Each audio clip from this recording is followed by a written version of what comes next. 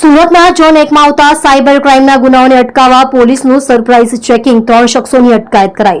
સુરત શહેર તથા જિલ્લામાં વધતા જતા સાયબર ક્રાઇમના ગુનાઓને રોકવા પોલીસ મેદાનમાં આવી છે, જેમાં સુરત પોલીસે વિવિધ વિસ્તારોમાં ઓનલાઈન બિઝનેસ કરતી ઓફિસોમાં સરપ્રાઇઝ ચેકિંગ હાથ ધર્યું હતું. આજના ડિજિટલ યુગમાં સાયબર ક્રાઇમના બનાવો પોલીસ તંત્ર માટે પડકારરૂપ બન્યા છે. સાયબર ક્રિમિનલ્સ દૂર બેઠા બેઠા પોતાના બદ ઇરાદાઓને અંજામ આપી રહ્યા છે, તો પોલીસ પણ ટેકનિકલ સર્વેલન્સના આધારે સાયબર ફ્રોડના ગુનાઓને ઉકેલી રહી છે. તો બીજી તરફ સાયબર ક્રાઇમ અંગે લોકોમાં જનજાગૃતિનો સદંતર અભાવ છે. લોકો સાયબર ક્રાઇમનો ભોગ તો બને છે, પણ પોલીસ ફરિયાદથી દૂર રહે છે. ત્યારે સુરતમાં સાયબર ક્રાઇમના વધતા ગુનાઓને રોકવા પોલીસ મેદાનમાં આવી છે. સુરત પોલીસની ઝોન 1ની સરથાણા, કાપોદ્રા, પૂર્ણા, વરાછા અને સારોલી પોલીસની ટીમ દ્વારા શહેરના વિવિધ વિસ્તારોમાં તપાસ હાથ ધરવામાં આવી હતી, જેમાં સરથાણા અને યોગી ચોક વિસ્તારમાં આવેલા શોપિંગ મોલમાં ઓનલાઈન બિઝનેસ કરતી ઓફિસોમાં પોલીસ દ્વારા સરપ્રાઇઝ ચેકિંગ હાથ ધરાયું હતું. જ્યારે સાયબર ક્રાઇમની પ્રવૃત્તિ તેમજ ડુપ્લિકેશન થાય છે કે કેમ તે અંગે તપાસ કરવામાં આવી હતી.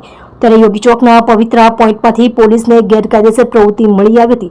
પોલીસ તપાસ દરમિયાન એક ઓફિસમાંથી 400 જેટલા ખરીદી કાર્ડ તેમજ 20 જેટલા બેંક એકાઉન્ટ્સ ધરાવતા 3 લોકો મળી આવ્યા હતા. ત્યારે હાલ તો પોલીસે તમામ મુદ્દામાલ જપ્ત કરી 3 શખ્સોની પૂછપરછ હાથ ધરી છે.